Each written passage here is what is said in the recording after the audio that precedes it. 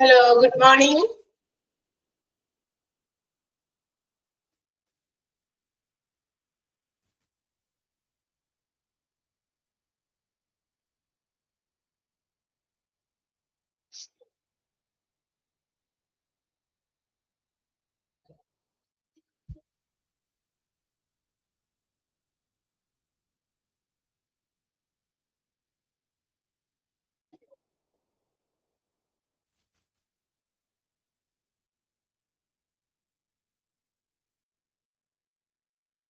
Good morning. Good morning, ma'am. Good morning, ma'am. Yes, good morning. Good morning, ma'am. സുഖമായിട്ടിരിക്കുന്നു അല്ലേ? മഴയൊക്കെ ഉണ്ടോ? Good morning, ma'am. Yes, മഴയൊക്കെ തകർന്ന് പെയ്യുന്നുണ്ട് മഴയൊക്കെ. ഓക്കെ, സൗണ്ട് ഒന്ന് കേൾക്കാൻ വേണ്ടിയിട്ടാണ് സൗണ്ടാണ് മ്യൂട്ട് ചെയ്തത് കേട്ടോ. കേൾക്കാൻ വേണ്ടിയിട്ടാണ്, ആരുടെങ്കിലൊക്കെ കുറച്ചു പേരെ സൗണ്ട് കേൾക്കാൻ വേണ്ടിയാണ് ഞാനൊന്ന് അൺമ്യൂട്ട് ചെയ്തത്. സോ നമുക്ക് നമ്മുടെ പോർഷൻസിലേക്ക് കിടക്കാം. മഴയൊക്കെ ഇവിടെ ഉണ്ട്, നല്ല സൂപ്പർ ആയിട്ടുള്ള മഴയുണ്ട്. ഭയങ്കര മഴയാണ്, ഭയങ്കര മഴ. ഓക്കെ, നമ്മൾ എവിടെയാണ് നിർത്തിയത്? കഴിഞ്ഞ ദിവസം ഏത് ചാപ്റ്റർ പഠിച്ചുകൊണ്ടിരിക്കുന്നതെന്ന് ഓർമ്മയുണ്ടോ? ഏതാ? ഡിസാസ്റ്റർ മാനേജ്മെന്റ് ആണ്. ഓക്കെ, ഡിസാസ്റ്റർ മാനേജ്മെന്റിൽ നമ്മള് ഫേസസ് ഓഫ് ഡിസാസ്റ്റർ ആണ് പറഞ്ഞുകൊണ്ടിരുന്നത്. ലാസ്റ്റ് ക്ലാസ്സിൽ കഴിഞ്ഞ എന്താ പറയാ വെനസ്ഡേ നമ്മൾ ക്ലാസ് ഉണ്ടായിരുന്നു. വെനസ്ഡേയിലെ ക്ലാസ്സിൽ നമ്മൾ പറഞ്ഞു നിർത്തിയത് ഫേസസ് ഓഫ് ഡിസാസ്റ്റർ, ഡിസാസ്റ്ററിന്റെ പ്രധാനപ്പെട്ട ചില തലങ്ങൾ, ഘട്ടങ്ങളാണ്. അതിന് നമ്മള് പ്രീ ഡിസാസ്റ്റർ ഫേസ് അല്ലെ, നമ്മൾ കുറച്ച് കാര്യങ്ങൾ 1-2 ഫേസ് പറഞ്ഞു. നമുക്ക് ഇനി എടുക്കാനുള്ളത് ഇമ്പാക്ട് ഫേസ് ആണ് അല്ലെ. ആദ്യത്തെ ഫേസ് നമ്മൾ പറഞ്ഞു pre disaster phase. That means നമ്മൾ പ്രിക്കോഷൻസ് എടുക്കേണ്ടത്, അതായത് ഏതൊരു ഡിസാസ്റ്ററും നമ്മുടെ മുന്നിൽ നമുക്ക് എപ്പോ വേണമെങ്കിലും സംഭവിക്കാം എന്നുള്ള ഒരു alertness we have to be there. നമുക്ക് എല്ലാവർക്കും, നമുക്ക് മാത്രമല്ല, അതുപോലെ തന്നെ ഹോസ്പിറ്റൽസ്, അതുപോലെ തന്നെ ലോക്കൽ അതോറിറ്റീസ് അല്ലെ, ലോക്കൽ ഹെൽത്ത് കെയർ പീപ്പിള്, ഒരുപാട് ആളുകൾ അലേർട്ട് ആയിട്ടിരിക്കേണ്ട സാധ്യതകൾ അല്ലെ, അല്ലെങ്കിൽ അത്തരം കാര്യങ്ങൾ ഉണ്ട് എന്നുള്ളതാണ്. ഓക്കെ, അപ്പൊ പ്രീ ഡിസാസ്റ്റർ ഫേസ് അതായിരുന്നു നമ്മൾ പറഞ്ഞത്. അപ്പൊ നമ്മൾ ഡിസാസ്റ്റർ ഒക്കർ ചെയ്തിട്ടല്ല, ബിഫോർ ഇറ്റ് സ്ട്രൈക്സ്, ആ ഡിസാസ്റ്റർ ഉണ്ടാകുന്നതിന് മുമ്പ് what all risk will be there included in that particular risk. ആ ഒരു ഡിസാസ്റ്ററിൽ ഏതൊക്കെ തരത്തിലുള്ള റിസ്കുകൾ ഉണ്ടാകാൻ സാധ്യതയുണ്ട് എന്നതിനെ കുറിച്ചുള്ള ഒരു അവയർനെസ്, ഒരു ട്രെയിനിങ്. അങ്ങനെ അവിടെ എന്താ പറയാ, ഏത് ആളുകൾക്കും, ഇപ്പൊ ഏത് നാട്ടിലെ ഡിസാസ്റ്റേഴ്സ് ഉണ്ടാകാൻ നമുക്ക് പറയാൻ പറ്റില്ല അല്ലെ. അപ്പൊ അവിടെയുള്ളവരെ പല രീതിയിലും ട്രെയിൻ ചെയ്യുക. ഏതെങ്കിലുമൊക്കെ ഡിസാസ്റ്ററുകൾ if it occurs or if it strikes out, ഏതെങ്കിലും സ്ഥലത്ത് ഉണ്ടാകുകയാണെങ്കിൽ അതിനെ നമ്മൾ എങ്ങനെ പരിഹരിക്കും, അല്ലെങ്കിൽ അതിനെ എങ്ങനെ നമ്മൾ നേരിടണം, അതിനെ നമ്മൾ എങ്ങനെ ഫേസ് ചെയ്യണം. അന്നേരം നമ്മൾ പേടിച്ച് നിന്നിട്ട് കാര്യമില്ല. We have to act. പേടിക്കുകയല്ല ചെയ്യേണ്ടത്, നമ്മൾ എത്രയും പെട്ടെന്ന് അതിൽ നിന്ന് പുറത്തേക്ക് വരാനുള്ള, ആ ഒരു ഡിസാസ്റ്ററിൽ നിന്ന് പുറത്തേക്ക് വരാനുള്ള കാര്യങ്ങൾ ചെയ്യാൻ പറ്റുന്നിടത്തോളം, ടു സേവ് അവർ ലൈഫ്സ്, നമ്മളുടെ ജീവനെ രക്ഷിക്കാൻ വേണ്ടിയിട്ടുള്ള കാര്യങ്ങൾ ചെയ്യണം. അതിനുള്ള ട്രെയിനിങ്, അതിന് അവയർനെസ് കൊടുക്കുന്നതിന് വേണ്ടിയിട്ടുള്ള പ്രോഗ്രാംസുകൾ കണ്ടക്ട് ചെയ്യുക. ദാറ്റ് ഈസ് കോൾഡ്, അതാണ് ഫസ്റ്റ് ആയിട്ടുള്ള നമ്മുടെ ഫസ്റ്റ് ഫേസ് ആയിട്ടുള്ള പ്രീ ഡിസാസ്റ്റർ ഫേസിൽ ചെയ്യേണ്ടത്. അടുത്തതില് നമ്മൾ പറഞ്ഞത് അലേർട്ട് ഫേസ് ആണ്. അലേർട്ട് ഫേസ് എന്ന് പറയുന്നത് നമ്മൾ പറഞ്ഞു, അലേർട്ട് ആകുക എന്ന് പറഞ്ഞാൽ എന്താ അർത്ഥം? അതായത് ഏതെങ്കിലും തരത്തില് നമുക്ക് ഉണ്ടാകുന്ന ഡിസാസ്റ്റർ, അതിന്റെ ആ ഒരു എന്താ പറയാ ഡെവലപ്പിംഗ് ഡ്യൂറേഷനെയാണ് നമ്മൾ അലേർട്ട് എന്ന് വിളിക്കുക. അത് എത്രത്തോളം ഇങ്ങനെ വികസിക്കാൻ സാധ്യതയുണ്ട്. അപ്പൊ ആ വികാസത്തിനുള്ള സാധ്യതയുണ്ടെങ്കിൽ അതിന് അവരോട് അലേർട്ട് ആയിട്ടിരിക്കുക, ജാഗ്രത പാലിക്കുക എന്നുള്ളതാണ്. ഓക്കെ, അപ്പൊ ആ ജാഗ്രത പാലിക്കാനായിട്ട് ചിലതിന് കുറച്ച് എന്താ പറയാ പെട്ടെന്ന് അത് തീർന്നു പോകും, അതിന്റെ മറ്റു കാര്യങ്ങളൊക്കെ തീർന്നു പോകും. എന്നാൽ ചിലത് അതിന് കുറച്ചുകൂടി ദൈർഘ്യം കൂടുതലുള്ള ഡിസാസ്റ്റേഴ്സ് ആയിരിക്കും. So we have to be alert. നമ്മൾ അലേർട്ട് ആയിരിക്കണം. വെള്ളപ്പൊക്കം വന്നപ്പോ ശരിയാണ്, നമുക്ക് എന്താ പറയാ കുറച്ച് വൈകിയാണ് നമുക്ക് എന്താ പറയാ ഇൻഫർമേഷൻസും വാർണിംഗ്സും ഒക്കെ തന്നത്. കുറച്ച് വെള്ളം വന്നു, തലേ ദിവസമൊക്കെ നമ്മുടെ മുറ്റത്തൊക്കെ വന്ന് ഇങ്ങനെ വെള്ളം വന്നപ്പോ നമ്മൾ വെള്ളത്തിലൊക്കെ കളിച്ചു. പക്ഷേ അത് ഇത്ര കുറച്ചുകൂടി ഉയരും, അത് എന്താ പറയാ നമ്മളുടെ ഒരു 1-1.5-2 അടിയൊക്കെ ഉയരും എന്ന് പറഞ്ഞു.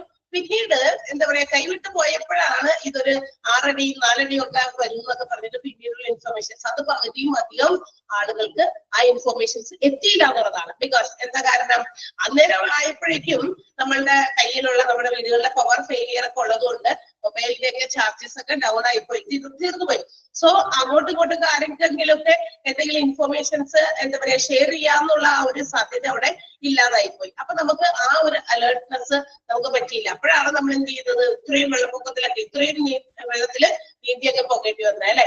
ഇനി അതിനുശേഷം നമ്മൾ സേഫ് ആകാനായിട്ടും എന്താ പറയാ ഡേറ്റിൽ കൊണ്ടുപോയി ഉയരമുള്ള ബിൽഡിങ്സിന്റെ മുകളിൽ എല്ലാവരും ഒരുപാട് പേര് ഇപ്പൊ നമ്മളുടെ വീടുകളിൽ അപ്സ്റ്റേഴ്സ് ഒക്കെ ഉണ്ടെന്ന് വിചാരിച്ചാലും കാര്യമില്ല. കാരണം ചുറ്റുമുള്ള ആളുകളുടെ വീട് എല്ലാവരുടെ വീട്ടില് എന്താ പറയാ ഇങ്ങനെ 2 സ്റ്റോറിയുടോ 3 സ്റ്റോറിയുടോ ബിൽഡിംഗ് ആയിരിക്കില്ല. അപ്പൊ അവരൊക്കെ അവിടെ നിന്ന് പോകുമ്പോൾ നമ്മൾ അവിടെ ഒറ്റപ്പെട്ടു പോകാൻ സാധ്യതയുണ്ട്. ഒറ്റപ്പെട്ടു പോയാൽ എന്തെങ്കിലും തരത്തിൽ അവർക്ക് എന്തെങ്കിലും അസുഖങ്ങൾ പെട്ടെന്നൊക്കെ ഇതൊക്കെ കാണുമ്പോൾ ഉണ്ടാകുന്ന ചില ടെൻഷൻസ് കൊണ്ട് ഉണ്ടാകുന്ന അസുഖങ്ങളൊക്കെ പെട്ടെന്ന് വരാം. അപ്പൊ അതിനെയൊക്കെ ഫേസ് ചെയ്യാൻ വേണ്ടിയിട്ട് പെട്ടെന്ന് തന്നെ എല്ലാവരെയും മാറ്റുന്നു. അതൊക്കെ അലർട്ട് വൈസിന്റെ ഭാഗമാണ്. ഓക്കെ, അത് അതിന്റെ ആ ഒരു എന്താ പറയാ അലർട്ട് ഫേസ് എന്ന് പറയുന്നത് ആ ഡെവലപ്പിംഗ് ഫേസ് ആണ്, ഡിസാസ്റ്റർ ഡെവലപ്പ് ചെയ്യുന്ന ഫേസ് ആണ്. അത് it will be varied according to the type of disaster. അതിന്റെ ആ ഒരു ദൈർഘ്യം എന്ന് പറയുന്നത് ടൈപ്പ് ഓഫ് ഡിസാസ്റ്റർ അനുസരിച്ച് മാറിക്കൊണ്ടിരിക്കും. നമ്മൾ കഴിഞ്ഞ ദിവസം പറഞ്ഞു എർത്ത്ക്വേക്ക് ഒക്കെ വളരെ ഷോർട്ടാണ്, വളരെ ഷോർട്ട് പീരീഡിലേക്കാണ് എർത്ത്ക്വേക്ക് ഉണ്ടാകുക. പക്ഷെ അത് ക്രൂഷ്യൽ ആണ്, ഭയങ്കര സീരിയസ് ആയിട്ടുള്ള ഒരു എന്താ പറയാ ഇഫക്റ്റ് ആയിരിക്കും അതിനുണ്ടാകുക. അതേസമയം ഹരിക്കെയിൻ, അതുപോലെ ഫ്ലഡ്, ഫാമിൻ, എന്താ പറയാ ഈ ഡ്രോട്ട്, ഇതൊക്കെ ചിലപ്പോൾ കുറച്ച് കൂടുതൽ ദിവസത്തേക്കോ നാളത്തേക്കോ ഒക്കെ ഉണ്ടാകും. എന്നാൽ അത് എന്താ പറയാ അപ്പൊ ടൈപ്പ് ഓഫ് ഡിസാസ്റ്ററിനും അനുസരിച്ചാണ് നമ്മൾ അലേർട്ട് ആയിട്ടിരിക്കേണ്ട കാര്യങ്ങൾ. ഓക്കെ, അത് നമ്മൾ പറഞ്ഞു കഴിഞ്ഞു. And third one is impact phase. ഇനി നമുക്ക് പഠിക്കാനുള്ളത് ഇമ്പാക്ട് ഫേസ് ആണ്.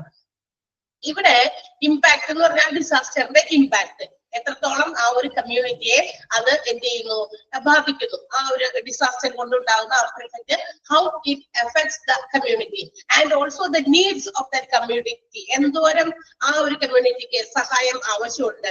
It depends largely upon the characteristics of the disaster and also the level of preparedness. അതായത് ഏത് തരത്തിലുള്ള ഡിസാസ്റ്റർ ആണ്, എത്രത്തോളം ആ ഒരു കമ്മ്യൂണിറ്റി ആ ഒരു ഡിസാസ്റ്ററിനെ ഫേസ് ചെയ്യാൻ ഒരുങ്ങിയിട്ടുണ്ടായിരുന്നു. നമ്മൾ പറഞ്ഞല്ലോ ഫസ്റ്റ് ഫേസിൽ, അതായത് പ്രീ ഡിസാസ്റ്റർ ഫേസിൽ നമ്മൾക്ക് തന്നിരിക്കുന്ന നിർദ്ദേശങ്ങളോ അല്ലെങ്കിൽ നമ്മൾക്ക് എന്താ പറയാ ബോധവൽക്കരണം തന്നിരിക്കുന്ന രീതിയിൽ ഏതെങ്കിലും ഡിസാസ്റ്ററുകൾ ഉണ്ടായി എന്ന് വിചാരിക്കാം. അപ്പൊ നമ്മൾ എത്രത്തോളം പ്രിപ്പയർഡ് ആയിട്ടിരിക്കുന്നു, അതുപോലെ ഏത് ടൈപ്പ് ഓഫ് ഡിസാസ്റ്റർ ആണ് അവിടെ ഒക്കർ ചെയ്യുന്നത്, അത് ആശ്രയിച്ചിരിക്കും എന്ത് അവിടുത്തെ ആ ഒരു കമ്മ്യൂണിറ്റിയുടെ ആവശ്യങ്ങൾ. അതായത് ആൾക്കാർ കൂടുതൽ വന്ന് നമ്മളെ രക്ഷിക്കാനോ അല്ലെങ്കിൽ സഹായിക്കാനോ ഒക്കെ വേണ്ടി വരണോ, അല്ലെങ്കിൽ എന്തൊക്കെ എക്യുപ്മെന്റുകൾ ആ സ്ഥലത്തേക്ക് കൊണ്ടുവരണം. ഇപ്പൊ അവരവിടെ ഓൾറെഡി പ്രിപ്പയർഡ് ആണ്.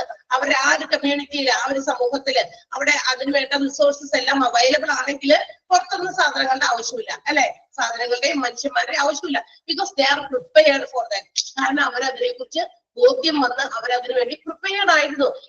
ഏതെങ്കിലും ഒരു പർട്ടിക്കുലർ ലൊക്കാലിറ്റി, ഒരു ചെറിയ സമൂഹത്തില്, ഒരു ചെറിയ വില്ലേജിൽ എന്തെങ്കിലും തരത്തിലുള്ള ഡിസാസ്റ്റർ ഉണ്ടായി പെട്ടെന്ന് തന്നെ അവിടേക്ക് അടുത്തടുത്തുള്ള നെയ്ബർഹുഡിലുള്ള അതായത് അയൽപക്കത്തുള്ള വില്ലേജിലെ ആളുകളൊക്കെ എത്തിച്ചേരുന്നു. ഹെൽത്ത് കെയറുമായി ബന്ധപ്പെട്ട് ചെയ്യാവുന്നവർ, ആരോഗ്യ സംരക്ഷണത്തിലുള്ളവരൊക്കെ അവർ വരുന്നു.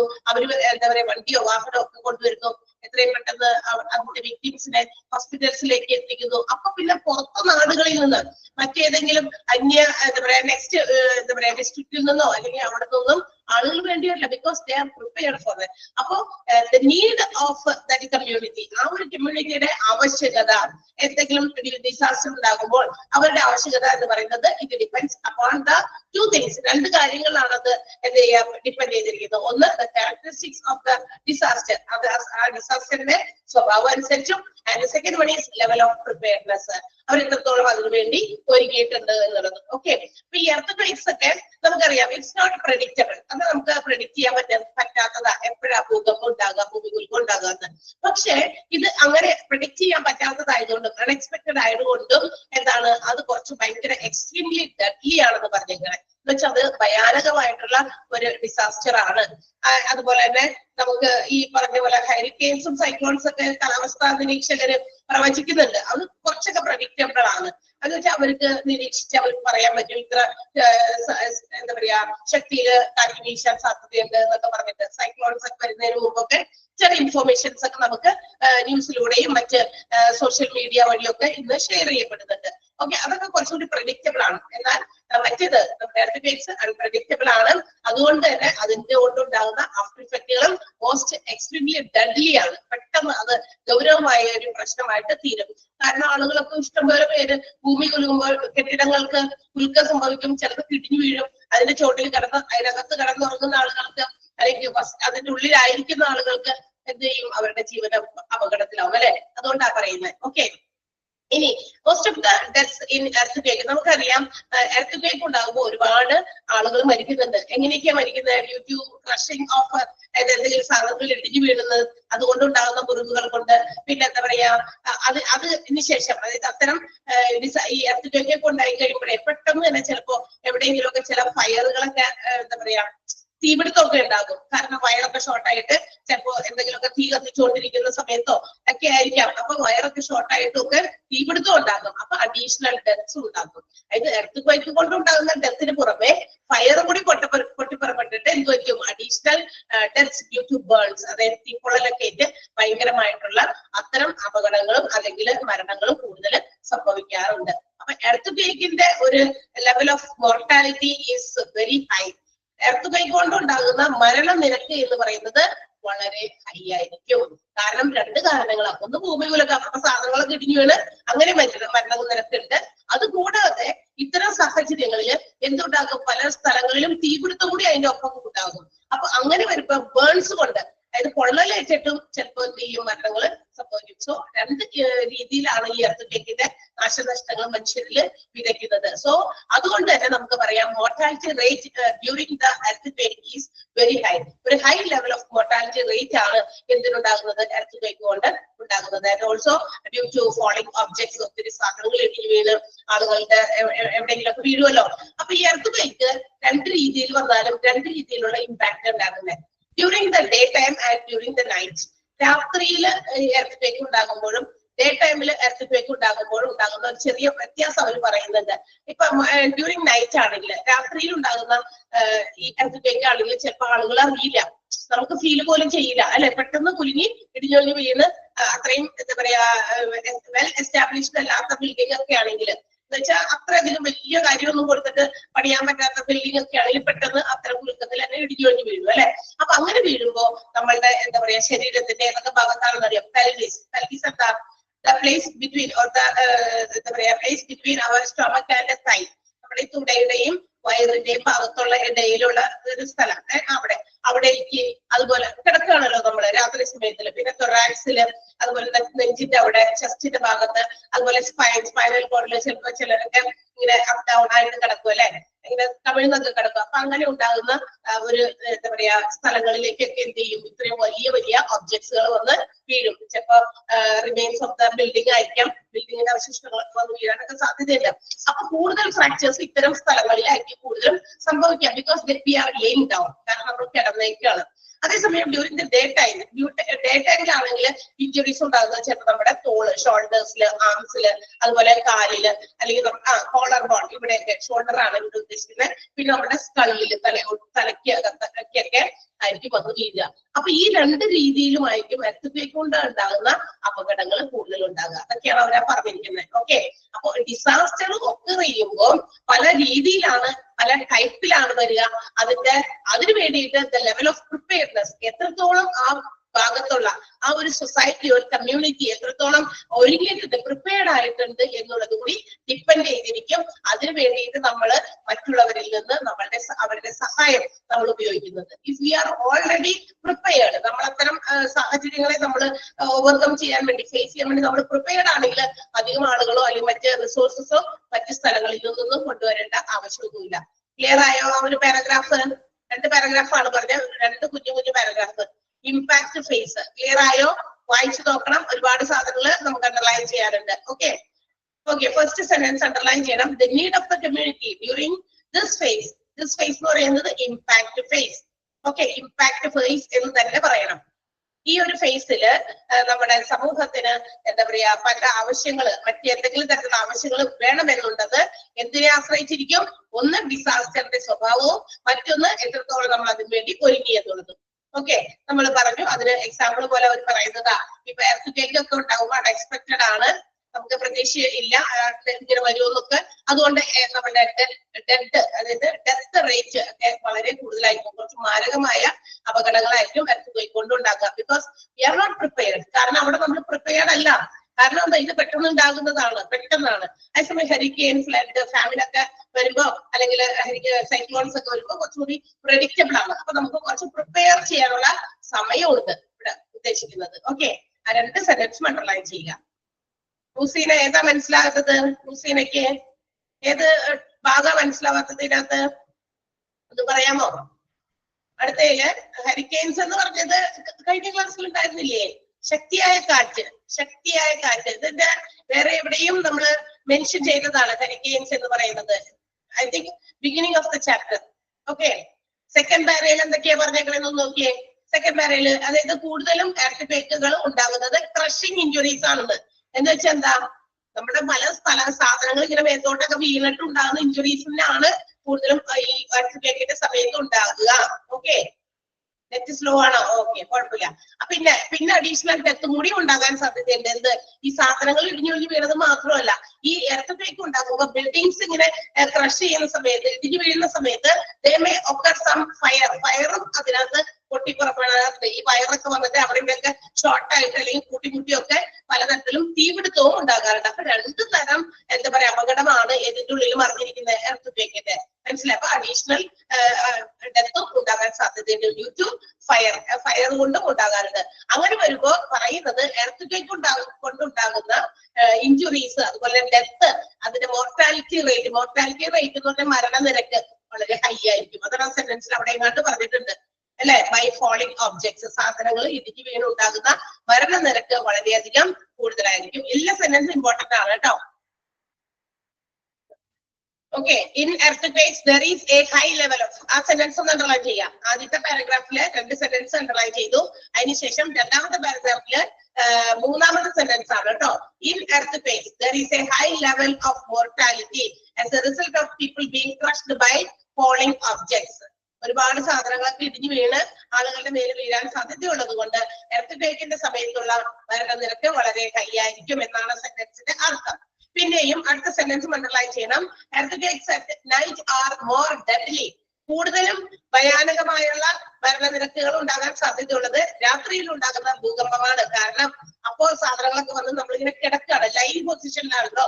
അപ്പൊ ഇടുപ്പിന്റെ, അതായത് ഈ തുടയുടെയും അതുപോലെ സ്റ്റൊമക്കിന്റെയും ഇടയിൽ, തൈയുടെയും സ്റ്റൊമക്കിന്റെയും ഇടവിലുള്ള അവിടെയൊക്കെ വന്ന് വീഴും. അതൊക്കെ ഭയങ്കര മാരകമായ സ്ഥലമാണ്. അതുപോലെ തൊറാക്സ്, നമ്മുടെ ചെസ്റ്റ്, സ്പൈൻ തിരിഞ്ഞൊക്കെ കിടക്കുകയാണെങ്കിൽ അവിടെയൊക്കെ വന്നിട്ടായിരിക്കും വീഴുക. അപ്പൊ അതൊക്കെ വലിയ ഇഞ്ചുറീസ് ഉണ്ടാക്കും. അപ്പൊ അതൊക്കെ ഇച്ചിരി എന്താ പറയാ മാരകമായതാണ്. അതേസമയം ഡേ ടൈമിലാണെങ്കിൽ ഈ തോളത്ത് അല്ലെങ്കിൽ എന്താ പറയാ കോളർ ബോണിന്റെ അവിടെ, അതുപോലെ കാലില്, അതുപോലെ തലയില് ഒക്കെ ഇടയ്ക്ക് വന്ന് വീഴുക. അപ്പൊ അത്രയധികം ഡേഞ്ചറസ് അല്ല. നമുക്ക് അതിൽ നിന്ന് പെട്ടെന്ന് ചിലപ്പോ പുറത്തേക്കൊക്കെ ഓടി പോകാനുള്ള സാധ്യതയുണ്ട്. മറ്റേത് ലൈവ് പൊസിഷൻ അല്ലേ, നമ്മൾ എക്സ്പെക്ട് ചെയ്യുന്നില്ലല്ലോ. ക്ലിയർ ആയിട്ടുണ്ടാകുമെന്ന് വിചാരിക്കുന്നു. ആ ഡ്യൂറിങ് നൈറ്റ് തുടങ്ങി ഫ്രീക്വന്റ്ലി ഒക്കെ വരെയുള്ളത് അണ്ടർലൈൻ ചെയ്യാം. ഓക്കെ, ഇപ്പോ നമ്മള് എന്താ പറയാ, if you are going to make some relief effort, ഇത്തരം സാഹചര്യങ്ങളിൽ ഏതെങ്കിലും തരത്തിൽ നമ്മളിങ്ങനെ റിലീഫിന് വേണ്ടിയിട്ട്, അതായത് ഇവരെയൊക്കെ മോചിപ്പിക്കണം, എന്താ പറയാ ഡിസാസ്റ്ററിൽ പെട്ടവരെ നമുക്ക് രക്ഷിക്കണം, അല്ലെങ്കിൽ അവരെ ദുരന്ത നിവാരണത്തിന് വേണ്ടിയിട്ട് നമ്മൾ എന്തെങ്കിലും കാര്യങ്ങളൊക്കെ ചെയ്യുകയാണെങ്കിൽ നമ്മൾ എന്ത് ചെയ്യണം, അത്തരം ഡ്യൂട്ടീസ് ഷുഡ് ബി എന്താ പറയാ അലൈൻഡ് ഓർ അലോക്കേറ്റഡ്. അതിനുണ്ടാകുന്ന ചില കാര്യങ്ങളൊക്കെ നമ്മൾ പലർക്കായിട്ട് എന്താ പറയാ അലോക്കേറ്റ് ചെയ്ത് കൊടുക്കേണ്ടി വരും. ഇമ്മീഡിയറ്റ് റെസ്പോൺസ് നമുക്ക് എന്ത് ചെയ്യാൻ പാടില്ല, വൈകിക്കാൻ പാടില്ല. എത്ര പെട്ടെന്ന് നമുക്ക് ആ ഒരു ഡിസാസ്റ്ററിന് വേണ്ടിയിട്ട് നമുക്ക് റെസ്പോണ്ട് ചെയ്യാൻ പറ്റുന്നോ, it should not be awaited. അതിനുവേണ്ടി ആർക്കും വേണ്ടി നമ്മൾ നോക്കി നിൽക്കാനോ ഒന്നും പാടില്ല. പെട്ടെന്ന് തന്നെ എന്ത് ചെയ്യണം, അതിന്റെ റിലീഫ് എഫേർട്ടുകൾ നമ്മൾ തുടങ്ങിയിരിക്കണം. ഈ റിലീഫ് എഫേർട്ട് തുടങ്ങുന്നത് ആരാ?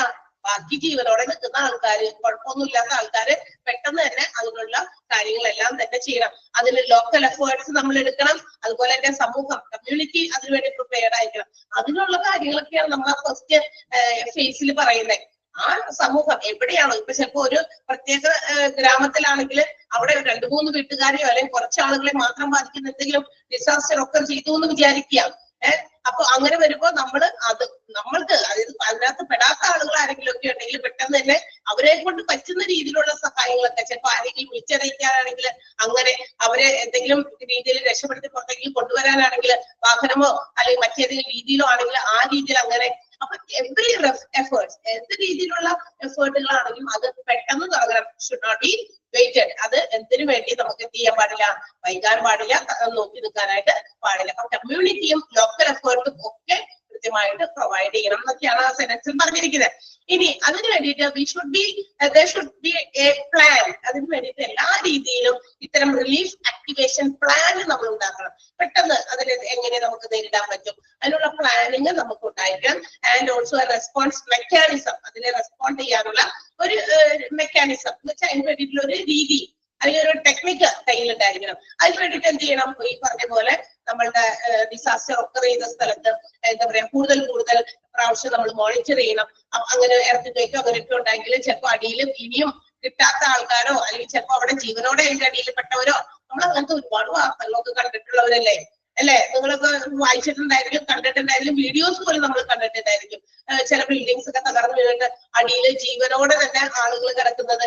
ഈ കഴിഞ്ഞ ദിവസങ്ങളിൽ തന്നെ ഏതോ ഒരു വീഡിയോയിൽ വന്നിട്ടുണ്ടായിരുന്നു. അമ്മയും കുട്ടിയും അതിന്റെ അടിയിൽ പെട്ടിട്ട് അല്ലെ കുറച്ചധികം നേരം അവരവിടെ ആയിപ്പോയി, പിന്നീട് മരിക്കുകയും ചെയ്തു.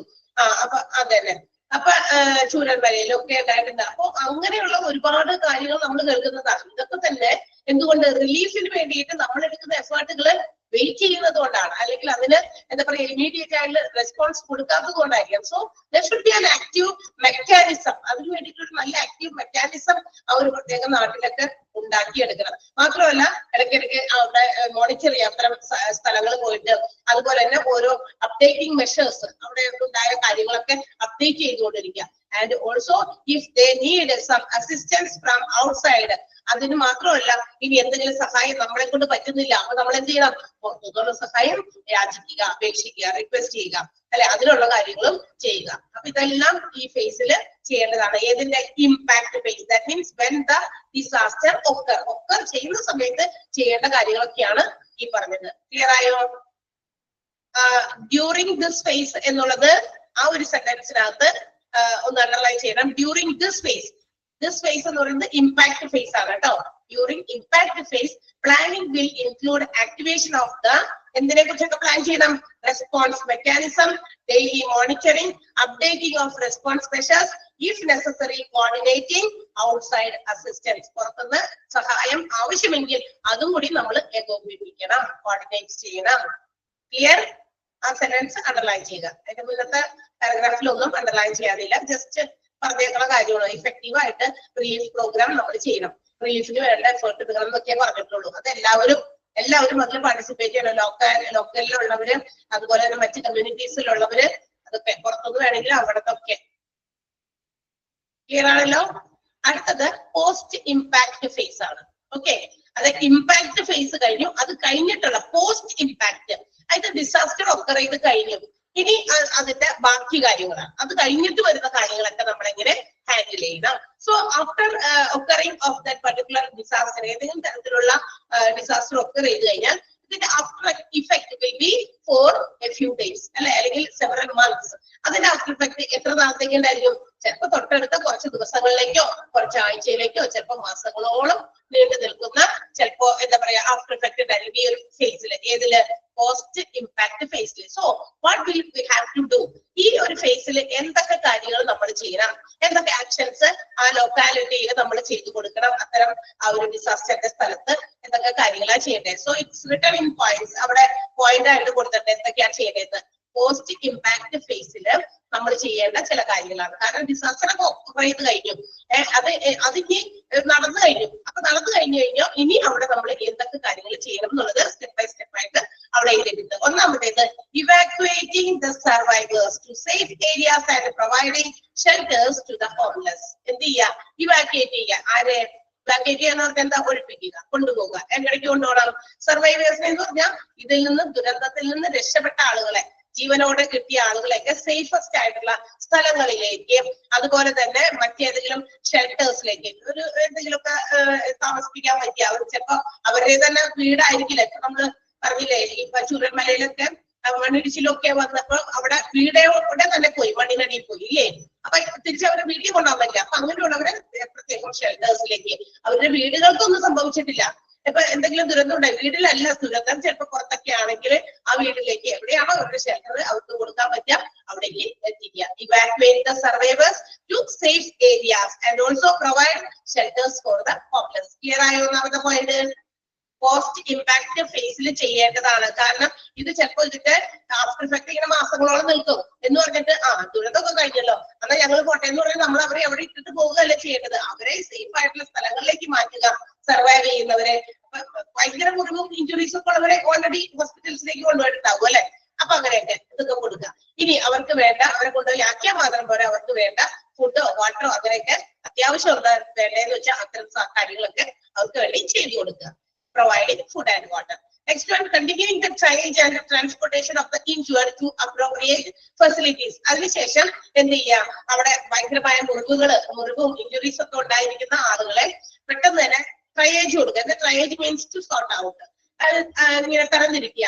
ഏറ്റവും പെട്ടെന്ന് എന്താ പറയാ ചികിത്സ കൊടുക്കേണ്ട ആൾക്കാരെ പെട്ടെന്ന് കൊണ്ടുപോകണം അല്ലെ. അപ്പൊ അവരെയൊക്കെ അങ്ങനെ തരംതിരിച്ച് ഏറ്റവും പെട്ടെന്ന് കൊണ്ടുപോകേണ്ടവരെ അങ്ങനെ, അതല്ല കുറച്ചുകൂടി വൈകാനും കുഴപ്പമില്ല, 2 മണിക്കൂർ കഴിഞ്ഞാലും ഇവരാദ്യം കൊണ്ടുപോട്ടെ. അപ്പൊ ആ ഒരു എന്താ പറയാ പ്രിഫറൻസ് അനുസരിച്ച്, ആ ഒരു മുൻഗണനാ ക്രമത്തിൽ തന്നെ കാണുമ്പോ ഏകദേശം കാണുമ്പോൾ അറിയാൻ പറ്റുമല്ലോ എങ്ങനെയുള്ള ആളുകളെയാണ് ആദ്യം ഹോസ്പിറ്റൽസിലേക്ക് എത്തിക്കാന്ന്. സോ അക്കോർഡിംഗ് ടു ദാറ്റ് അതനുസരിച്ച് to be transported to the hospitals, അല്ലെങ്കിൽ എവിടെയാണ് അപ്രോപ്രിയേറ്റ് ഇത്തരം ഫെസിലിറ്റീസ് അവർക്ക് പ്രൊവൈഡ് ചെയ്യാൻ പറ്റുന്ന ഹെൽത്ത് സെന്റേഴ്സ് ആയിക്കോട്ടെ ഹോസ്പിറ്റൽസ് ആയിക്കോട്ടെ അവിടേക്ക് എത്രയും പെട്ടെന്ന് എത്തിക്കാം. മനസ്സിലായ? മൂന്നാമത്തെ point, continuing the triage and transportation of the injured to appropriate facilities. Next one, re-establishing primary health care services. ഇനി എന്താ, ഇനി താൽക്കാലികമായിട്ടാണെങ്കിലും ഒരു എന്താ പറയാ പ്രൈമറി ഹെൽത്ത് സർവീസസ് അവരെ കൊടുക്കുക എന്ന് വെച്ചാൽ ചിലപ്പോൾ ഹോസ്പിറ്റൽസിലേക്കൊക്കെ കൊണ്ടുപോയവരൊക്കെ അങ്ങനെ കൊണ്ടുപോയിട്ടുണ്ട്.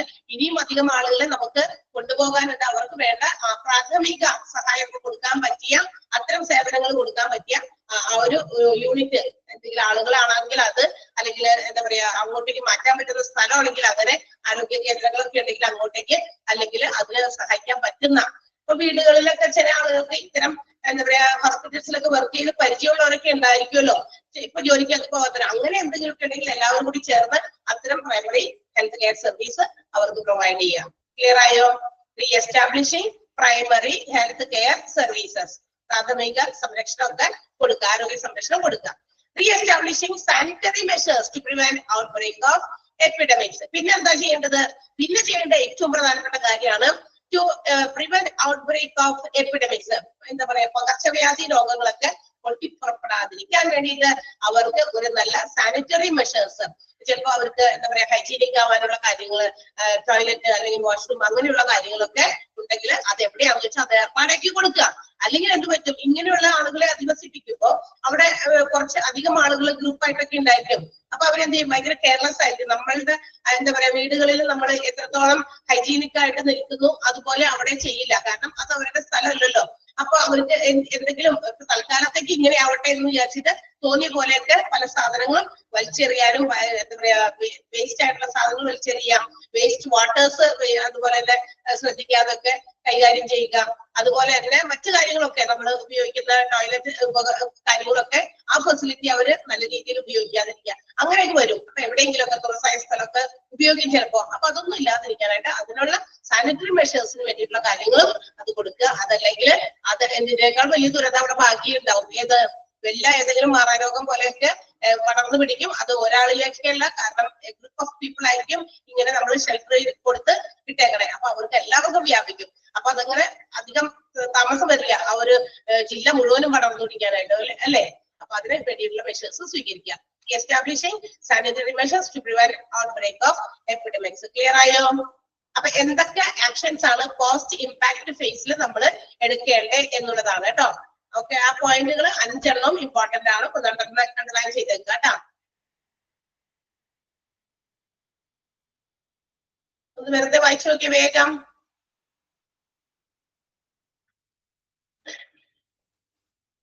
പോസ്റ്റ് ഇമ്പാക്ട് ഫേസില് what actions to be taken or what actions are required in post impact phase. Post impact phase ൽ ആവശ്യം വേണ്ട ചില ആക്ഷൻസ്, പ്രവർത്തികൾ എന്തൊക്കെയാണ് നമ്മൾ ചെയ്യേണ്ടതെന്നാണ് കേട്ടോ കൊടുത്തിരിക്കുന്നത്. എല്ലാം മനസ്സിലായല്ലോ? സിമ്പിൾ ആയിട്ടുള്ള സെന്റൻസുകളാണ്, വായിച്ചാലും എല്ലാവർക്കും മനസ്സിലാകും. ആർക്കെങ്കിലും മനസ്സിലാകുന്നുണ്ടോ?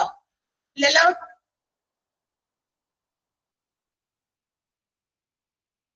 മനസ്സിലായോ? Yes, okay. ഇനി ഓക്കെ, യെസ്. ഇനി എന്താ നമ്മള് എന്താ പറയാ, ഇപ്പോ നമ്മൾ നേരത്തെ പറഞ്ഞല്ലോ, തൊട്ട് മുന്നിലുള്ള ഒരു പോയിന്റിൽ പറഞ്ഞു സാനിറ്ററി മെഷേഴ്സിന് വേണ്ടിയിട്ടുള്ള കാര്യങ്ങൾ എസ്റ്റാബ്ലിഷ് ചെയ്യണം എന്ന് പറഞ്ഞു. അപ്പോ ഇത് എന്താ പറയാ, ഇത് ഇത്തരം സാനിറ്ററി മെഷേഴ്സ് രീതിയിൽ നല്ല രീതിയിലല്ല, എന്താ പറയാ, ഒരു മോശമായ രീതിയിലുള്ള സാനിറ്ററി ഫെസിലിറ്റീസും അതുപോലെ തന്നെ അടുത്തൊക്കെ മറ്റൊക്കെ ചാലുകളൊക്കെ അതും നല്ല രീതിയിലല്ല എങ്കിൽ ഈ ഡിസാസ്റ്റർ മറ്റൊരു വലിയ ഡിസാസ്റ്ററിലേക്ക് പോകാൻ സാധ്യതയുണ്ട്. Because they will throw solid and liquid waste. അവരുടെ കയ്യിലുള്ള അവരുപയോഗിക്കുന്ന സോളിഡ് ആയിട്ടുള്ളത് അല്ലെങ്കിൽ ലിക്വിഡ് ആയിട്ടുള്ള വേസ്റ്റ് ഒക്കെ ഇങ്ങനെ പല സ്ഥലത്തും വലിച്ചെറിയും. എക്സ്ക്രീറ്റ് വിസർജ്യങ്ങളും അതുപോലെ തന്നെ അത് ഒക്കെ എന്തിന് ഇടയാക്കും? ഇൻസാനിറ്ററി കണ്ടീഷൻസിന് ഇടയാക്കും. And also it add on more problem to that disaster. ആ ഡിസാസ്റ്ററിനേക്കാൾ വലിയ വലിയ പ്രശ്നങ്ങളിലേക്ക് പോകാൻ സാധ്യതയുണ്ട്. നേരത്തെ ഞാൻ പറഞ്ഞു അല്ലെ, കയ്യിലുള്ളപ്പോ കൊടുക്കുന്ന ഭക്ഷണത്തിന്റെ ബാക്കിയോ എന്തൊക്കെയൊക്കെ അവിടെ വലിച്ചെറിയാം. അവര് എന്താ പറയാ, ടോയ്ലറ്റ് മറ്റൊക്കെ പ്രോപ്പർ അല്ലാത്ത രീതിയിൽ യൂസ് ചെയ്യാം, പ്യൂറൈസേഷൻ മറ്റു കാര്യങ്ങളൊക്കെ അല്ലെ. അപ്പൊ ഇതൊക്കെ സ്വീവേജ് എന്ന് പറഞ്ഞു കഴിഞ്ഞാൽ മലിനജലം, അതാണ് സ്വീവേജ്. ഈ മലിനജലമൊക്കെ പോകാനുള്ള ചാലൊക്കെ ഉണ്ടാവൂലേ, അതൊന്നും ഇല്ലാതെ അതൊക്കെ അവിടെ ഇങ്ങനെ കെട്ടിക്കിടന്ന് അതിലേക്ക് ഇതൊക്കെ വലിച്ചെറിഞ്ഞ് അല്ലെങ്കിൽ ആ വെള്ളം തന്നെ അവർ ശരിയായ രീതിയിൽ ഉപയോഗിക്കാതെ വരുമ്പോ എന്ത് ചെയ്യും? പലതരത്തിലുള്ള രോഗങ്ങൾക്ക് കാരണമാകാൻ സാധ്യതകളുണ്ട്. അപ്പൊ ഹെൽത്ത് കോൺസിക്വൻസസും ഡിസാസ്റ്റർ കൊണ്ട് ഉണ്ടാകും. ബിക്കോസ് നമ്മൾ ഇവാക്യുവേറ്റ് ചെയ്ത് കുറെ സർവൈവേഴ്സിനെ കൊണ്ടത് ഒരു സ്ഥലത്ത്, ഇപ്പൊ ഞങ്ങൾ തന്നെ പറയാലോ, വെള്ളപ്പൊക്കം വന്നപ്പോ ഞാൻ പറഞ്ഞില്ലേ, നമ്മളുടെ എന്താ പറയാ ആളുകളെയൊക്കെ രക്ഷപ്പെടുത്തി സ്കൂളുകളില് പിന്നെ അടുത്തുള്ള ഹോസ്പിറ്റൽസിലൊക്കെയാണ് ക്യാമ്പ് ചെയ്തിരുന്നത്. അവിടെ ഹോസ്പിറ്റൽസിലുള്ള രോഗികളും കൂടാതെ ഈ പറയുന്ന ആളുകളൊക്കെ കൂടി നമ്മളിപ്പോ സാധാരണ ഹോസ്പിറ്റലിൽ എങ്ങനെ പോകുന്നു, ചീട്ടെടുക്കുന്നു, ഡോക്ടറെ കാണാൻ വേണ്ടി നമ്മള് വെയിറ്റ് ചെയ്യുന്നു, ഇങ്ങനെയൊക്കെ. ഇവിടെ അതൊന്നുമില്ല, അവിടെ വെയിറ്റ് ചെയ്യാനൊന്നും ഇല്ല, ഡോക്ടറെ കാണേണ്ട, ഓടി അങ്ങോട്ട് എന്ത് ചെയ്യുന്നു, രക്ഷപ്പെട്ടതാണ്. അതായത് വെള്ളം കണ്ടിട്ട് പേടിച്ചല്ല ആളുകള്. ഇപ്പൊ നമ്മള് ഇത് പറയുമ്പോ നമ്മൾ ഓർക്കുമ്പോ എന്താ പറയാ, നമുക്ക് ആ ഒരു കാര്യങ്ങളൊക്കെ ഇങ്ങനെയൊക്കെ നമ്മൾ ചെയ്തല്ലോ എന്ന് ചിന്തിച്ചു പോവുകയാണ്. ഓക്കെ, അപ്പൊ ഇങ്ങനെ ഓടി രക്ഷപ്പെട്ട് നമ്മളൊരു കര കണ്ടതുപോലെ ഓടി അങ്ങോട്ട് കയറി എല്ലാവരും അവരവരുടെ എന്താ പറയാ, എവിടെയാണെന്നൊന്നുമില്ല. നമ്മൾ സാധാരണ ഒരു ഹോസ്പിറ്റലൈസ്ഡ് ആകുന്ന സമയത്ത് നമുക്ക് അവര് റൂം അറേഞ്ച് ചെയ്ത് തരും, ഇന്ന റൂമിലാണ് വാർഡാണെങ്കിൽ അവിടെ അല്ലെ. ഇവിടെ അതൊന്നുമില്ല, നമുക്ക് കിട്ടിയ സ്ഥലം അപ്പൊ ഇത്തിരി നേരം ഒന്ന് വെറുതെ എന്താ പറയാ ഒരു പേടിയൊക്കെ ഒന്ന് മറന്ന് ഒന്ന് ഇച്ചിരി നേരം ഒന്ന് ഇരിക്കാൻ, വേറെ ഒന്നുമില്ല നമുക്ക് ചെയ്യാനായിട്ട്. അന്ന് ഫാൻ വേണ്ട, അല്ലെങ്കിൽ ഫാൻ ഇല്ലാതെ ഉറങ്ങില്ല, ബെഡില്ലാതെ ഉറങ്ങില്ല, അങ്ങനെയൊക്കെ ഇരുന്നിരുന്ന ആളുകള് അതൊന്നും ആവശ്യമില്ല. നമുക്കിപ്പോ ഒരു സേഫസ്റ്റ് ആയിട്ടുള്ള ഒരു സ്ഥലം ഈ വെള്ളം കണ്ട് 2-3 ദിവസം കണ്ട് പേടിച്ചിട്ട് അതിൽ നിന്നൊന്ന് മാറിയൊന്നും എന്താ പറയാ ആ പേടിയിൽ നിന്നും മാറി നിൽക്കാൻ വേണ്ടി മാത്രം ആണ് നമ്മൾ എന്ത് ചെയ്തത്, അതിനകത്തോട്ട് കയറിയത്. അപ്പൊ ഈ കിട്ടുന്ന സ്ഥലത്തൊക്കെ എല്ലാവരും ചുരുണ്ടുകൂടി, മനസ്സിലായോ? അപ്പൊ ഒരുപാട് ആളുകള് തിങ്ങിപ്പാർത്തു അവിടെ. അപ്പൊ അങ്ങനെ വരുമ്പോ എന്ത് പറ്റും? നമുക്കറിയാം, ഒരു ഹോസ്പിറ്റലില് ഒരു മുറിയിൽ ഒരു രോഗി കിടക്കുന്നുണ്ടെങ്കിൽ അവിടെ 1 അല്ലെങ്കിൽ 2 ആൾക്കാർ ബൈസ്റ്റാൻഡർ അടക്കം ഉണ്ട്, അവർക്ക് യൂസ് ചെയ്യാൻ ഒരു ടോയ്ലറ്റ് ഉണ്ടാവുള്ളൂ അല്ലെ. അതേസമയം ഇത്രയും ആളുകൾ വന്ന് എന്ത് ചെയ്യുന്നു, ഇതിങ്ങനെ വന്ന് നിൽക്കുമ്പോ ആ ടോയ്ലറ്റ്സ് തന്നെ എല്ലാവർക്കും യൂസ് ചെയ്യണ്ടേ. അപ്പൊ അവിടെ അത് എന്താകും, ഒത്തിരി ക്ലീൻലിനെസിന്റെ കുറവുണ്ടാകും, ഹൈജീനിക് അല്ലാതെയൊക്കെ എല്ലാവരും അവിടെ നടക്കും. അതൊക്കെ പതിവാണ്. ഓക്കെ, അപ്പൊ അത്തരം സിറ്റുവേഷൻസ് ഒഴിവാക്കുക എന്നുള്ളത് ഹെൽത്ത് പ്രോബ്ലംസ് നമുക്ക് കുറയ്ക്കാനും അതുപോലെ തന്നെ എന്താ പറയാ നമുക്കറിയാം ആഹാരത്തിൽ കൂടെ അതുപോലെ വാട്ടറിൽ കൂടെ ഒക്കെ പകരുന്ന പല രോഗങ്ങളുണ്ട്, ഇതൊക്കെ പെരുകാതെയൊക്കെ ഇരിക്കാനായിട്ട് സാധിക്കും. ഓക്കെ, ഫുഡ് ബോൺ അല്ലെങ്കിൽ വാട്ടർ ബോൺ ഡിസീസസിനൊക്കെ ഒരു പരിധി വരെ ഒഴിവാക്കാനായിട്ട് ഇത്തരം സാനിറ്ററി ഫെസിലിറ്റീസ് ഒക്കെ നമ്മൾ കറക്റ്റ് ചെയ്ത് കൊടുക്കുകയാണെങ്കിൽ പറ്റും. അല്ലെങ്കിൽ അത് നമ്മളുടെ എന്താ പറയാ മനുഷ്യരാശിക്ക് തന്നെ വലിയ ദുരന്തം, ആ ഡിസാസ്റ്ററും ഇതിനേക്കാൾ വലിയ വേറെ ഡിസാസ്റ്റർ കൂടി ഉണ്ടാകും. സോ അതിന് ഇമ്മീഡിയറ്റ് ആയിട്ടുള്ള mobilisation of medical and public health services ആണ് എടുക്കേണ്ടത്. എന്ന് വെച്ചാൽ പെട്ടെന്ന് തന്നെ അതിന് വേണ്ടിയിട്ടുള്ള മെഡിക്കൽ അസിസ്റ്റൻസുകൾ കൊടുക്കേണ്ടവർക്ക് അത് പെട്ടെന്ന് തന്നെ മൊബിലൈസേഷൻ എന്ന് പറഞ്ഞാൽ movement of medical and public health services, പൊതുജനങ്ങൾക്ക് നല്ല രീതിയിലുള്ള സേവനങ്ങൾ എല്ലാ രീതിയിലും പ്രൊവൈഡ് ചെയ്യാനുള്ള കാര്യങ്ങൾ ഈ ഒരു ഫേസിൽ ചെയ്യണം എന്നാണ്. ഓക്കെ, ക്ലിയർ ആയല്ലോ? നമുക്ക് അണ്ടർലൈൻ ചെയ്യേണ്ട സെന്റൻസ് ഇവിടെയാണ്. The destruction of sanitary and sewage facilities due to disaster leads to indiscreet disposal of liquid and solid waste and excreta, creating sanitary conditions adding to the problem. ആ sentence underline ചെയ്യാം കേട്ടാ. അതായത് എന്താ പറയാ, നമ്മുടെ ടോയ്ലറ്റുകളും അതുപോലെ തന്നെ നമ്മളുടെ വെള്ളമൊക്കെ അഴുക്കുവെള്ളമൊക്കെ പോകുന്ന സ്ഥലത്തൊക്കെ ഭയങ്കര ഈ ഡിസാസ്റ്റർ കൊണ്ട് എന്താ പറയാ ആകെ തകർന്ന് കിടക്കായിരിക്കും. അതൊക്കെ അതിനകത്തേക്ക് നമ്മളുടെ കയ്യിലുള്ള ലിക്വിഡ് ആയിട്ടുള്ളത് സോളിഡ് ആയിട്ടുള്ള വേസ്റ്റുകൾ അതല്ലാതെ മലിനജലമൊക്കെ ഇങ്ങനെ ഒഴുക്കി വിടുമ്പോൾ അത് ഒത്തിരി സാനിറ്ററി പ്രോബ്ലംസിന് കാരണമാകും, ഹെൽത്ത് ഇഷ്യൂസിന് കാരണമാകും എന്നാണ് പറഞ്ഞേക്കുന്നത്. ഓക്കെ, ക്ലിയർ ആയില്ലേ sentence? Okay, next general considerations ആണ്, പൊതുവായ ചില കരുതലുകൾ. എന്തൊക്കെ കരുതലുകളാണ് നമുക്ക് എന്താ പറയാ ഡിസാസ്റ്ററിൽ എടുക്കേണ്ടത്? ഡിസാസ്റ്ററിന് എല്ലാവരും കരുതിയിരിക്കണം. എല്ലാവർക്കും അതിനുള്ള അവയർനെസ്സുകൾ പലതിനും പല രീതിയിലും, ഫ്ലഡ് ആണെങ്കിൽ അങ്ങനെ, എർത്ത് ആണെങ്കിൽ അങ്ങനെ, അതല്ല എങ്കിൽ തീപിടുത്തം ഫയർ എന്താ പറയാ ബ്രേക്ക് ഔട്ട് ചെയ്യുന്നതാണെങ്കിൽ അങ്ങനെ, ഇങ്ങനെ ഓരോന്നിനും ഉണ്ടാകുന്ന ഓരോ ഡിസാസ്റ്ററിനെതിരെയും നമുക്ക് ഫേസ് ചെയ്യാൻ വേണ്ടിയിട്ടുള്ള പ്രോപ്പർ ആയിട്ടുള്ള അവയർനെസ് ആളുകൾക്ക് കൊടുക്കണം. ഇന്നൊക്കെ ഇതൊക്കെ വന്നിട്ട് അവരവരുടെ സ്ഥലത്ത് വന്ന് കൊടുക്കേണ്ട ആവശ്യമൊന്നുമില്ല. പല സോഷ്യൽ മീഡിയാസും ഇതുപോലുള്ള വീഡിയോസ് ഒക്കെ തന്നെ നമുക്ക് അതിന് വേണ്ടി ഷെയർ ചെയ്യുന്നുണ്ട്. So what we have to do in that particular situation, അത്തരം സാഹചര്യങ്ങളിൽ നമ്മൾ എന്ത് ചെയ്യണം എന്നൊക്കെ നമ്മൾ ഇനി വന്നിട്ട് ഇങ്ങനെ ക്ലാസ് എടുക്കണം പോലെ നിൽക്കേണ്ട ആവശ്യമില്ല. ഇന്ന് പല കാര്യങ്ങളും നമുക്ക് എന്താണ് സോഷ്യൽ മീഡിയ വഴി നമുക്ക് ഷെയർ ചെയ്ത് കിട്ടുന്നുണ്ട്. സോ അതൊക്കെ കാണുന്ന സാധനങ്ങൾ ഉപയോഗിക്കുക, അല്ലെങ്കിൽ നമ്മൾ അതൊക്കെ നടപ്പിലാക്കുക. നമ്മൾ ഒരുപാട് വീഡിയോസ് ഏതെങ്കിലും ഫിലിം സോങ്സോ അല്ലെങ്കിൽ മറ്റു കാര്യങ്ങളൊക്കെ റീൽസോ ഒക്കെ കാണുന്നതിനേക്കാൾ ഇങ്ങനെയുള്ള ഒരുപാട് അവയർനെസ് നൽകുന്ന വീഡിയോസും ഇത് ഇവിടെയൊക്കെ ഇഷ്ടംപോലെ അവൈലബിൾ ആണ്. അപ്പൊ അതൊക്കെ നമ്മൾക്ക് കണ്ടു കഴിഞ്ഞാൽ ഇപ്പൊ എന്താ പറയാ കൊറോണയൊക്കെ വന്നപ്പോഴേ ഒരു ജസ്റ്റ് ഒരു ഉദാഹരണം കൂടി പറയാം. കൊറോണ എന്നൊക്കെ വന്നപ്പോ കൊറോണയിൽ കൂടുതൽ ആളുകൾക്ക് ഹാർട്ട് പ്രോബ്ലംസ് ആണ് അല്ലെ, നമുക്കറിയാം. ഹാർട്ട് അറ്റാക്ക് പോലെയുള്ള അസുഖങ്ങളാണ് കൂടുതൽ ആളുകൾക്ക് വന്നത്. അപ്പൊ അവര് ചിലപ്പോ ഇതുപോലെ എവിടെയെങ്കിലുമൊക്കെ നിൽക്കുന്ന സ്ഥലത്ത് പെട്ടെന്ന് കുഴഞ്ഞു വീഴുക. അപ്പൊ കുഴഞ്ഞു വീഴുന്ന ആളുകളെ നമുക്ക് എങ്ങനെ അത് എന്താ പറയാ ഹാർട്ട് അറ്റാക്ക് ആണോ എന്നെങ്ങനെ മനസ്സിലാക്കാമെന്നും ആ ഹാർട്ട് അറ്റാക്ക് വന്ന ആൾക്ക് നമ്മളെ എങ്ങനെ CPR കൊടുക്കണമെന്നൊക്കെ അവർ ഡെമോ പോലെയൊക്കെ ഇങ്ങനെ കാണിച്ചു തന്നിട്ടുണ്ടായിരുന്നു. വീഡിയോസ് ഒരുപാട് പേരിലേക്ക് ആ വീഡിയോ ഷെയർ ചെയ്തൊക്കെ വന്നിട്ടുണ്ടായിരുന്നു. കാരണം ഈ ഒരു സാധനം കൊറോണ കൂടുതലും അഫക്ട് ചെയ്യുന്നത് ഇത്തരം ഹാർട്ട് പേഷ്യൻസ് അല്ലെങ്കിൽ ഹാർട്ട് പ്രോബ്ലംസ് ആണ് കൂടുതലും ഉണ്ടാക്കിയത്. ഒത്തിരി ആളുകളുടെ ലൈഫ് അതില് എന്ത് ചെയ്തു, ഹാർട്ട് അറ്റാക്ക് മൂലം ജീവൻ ഇല്ലാതാകുകയും ചെയ്തു. അപ്പൊ അത് ഇങ്ങനെ കൂടി വന്നപ്പോ ആളുകൾക്ക് അത് എന്താ പറയാ ചിലപ്പോ അവരെ തിരിച്ച് നമുക്ക് ജീവനിലേക്ക് കൊണ്ടുവരാനുള്ള ഒരു പ്രിക്കോഷൻ എന്നതുപോലെ ഈ CPR കൊടുക്കുന്ന വീഡിയോസ് ഒക്കെ ഒരുപാട് ഷെയർ ചെയ്ത് വന്നിരുന്നു. ഓക്കെ, അത് ഒരു ചെറിയ പറഞ്ഞ ഒരാളെ മാത്രം സംഭവിക്കുന്നതാണെങ്കിൽ ഇറ്റ്സ് എ ഡിസാസ്റ്റർ. അതും ഒരു ദുരന്തം തന്നെയായിരുന്നു അല്ലെ, ഒരുപാട് പേര് അങ്ങനെ മരണപ്പെട്ടിട്ടുണ്ട്. അപ്പൊ ആ വീഡിയോസ് കുറെ പേരെയൊക്കെ തിരിച്ച് ജീവിതത്തിലേക്ക് കൊണ്ടുവരാനും പറ്റിയിട്ടുണ്ട്. അത്തരം ആ ഒരു അറിവ് ആളുകൾക്ക് കിട്ടിയപ്പോ അവരെന്ത് ചെയ്തു, അങ്ങനെ വീഴുന്ന ആളുകളെ പെട്ടെന്ന് തന്നെ ഇങ്ങനെയുള്ള CPR കൊടുത്ത് എന്ത് ചെയ്തു, അവരെ ജീവിതത്തിലേക്ക് തിരിച്ചു കൊണ്ടുവന്നു എന്നുള്ളതാണ്. അപ്പൊ അതുപോലെ ഞാനിവിടെ ഉദാഹരണം പറയുന്നത്, അതുപോലെ ഏത് ഡിസാസ്റ്ററിനെയും ഫേസ് ചെയ്യാനുള്ള ഒരു ഡിസാസ്റ്റർ മാനേജ്മെന്റ് എന്ന് പറയുന്നത് ഉണ്ടായിരിക്കണം. ഇപ്പൊ ഡിസാസ്റ്റർ മാനേജ്മെന്റ് എന്താണെന്ന് പറഞ്ഞിട്ടുണ്ടെങ്കിൽ ഇപ്പൊ ഒരു ഹോസ്പിറ്റൽസില് നമ്മള് ഡിസാസ്റ്റർ മാനേജ്മെന്റ് എന്ന് പറയുന്നത് എന്താന്ന് വെച്ചാൽ ഹോസ്പിറ്റൽസിൽ already they are giving medical assistance, അതായത് നമ്മൾക്ക് വൈദ്യ സഹായമാണ് അവിടെ കിട്ടുന്നത്. അതേസമയം ഇവിടെ ഇത്തരം ഡിസാസ്റ്റർ ഒക്കെ ചെയ്യുമ്പോൾ ഒരു കുറച്ചുകൂടി എമർജൻസി സർവീസസ് ഒരു ലാർജ് സ്കെയിൽ വരികയാണ്. അതാണ് പ്രത്യേകത. ഡിസാസ്റ്റർ മാനേജ്മെന്റ് എന്ന് പറയുന്നത് ഹോസ്പിറ്റൽസിൽ ഉണ്ടാകേണ്ടത് വളരെ അത്യാവശ്യമാണ്. കാരണം നിലവിലുള്ള അവരുടെ കയ്യിലുള്ള മെഡിക്കൽ ഉപകരണങ്ങളും മറ്റു കാര്യങ്ങളും ഒക്കെ അവരുടെ സാധാരണ വരുന്ന പേഷ്യൻസിന് വേണ്ടിയിട്ടാണ്.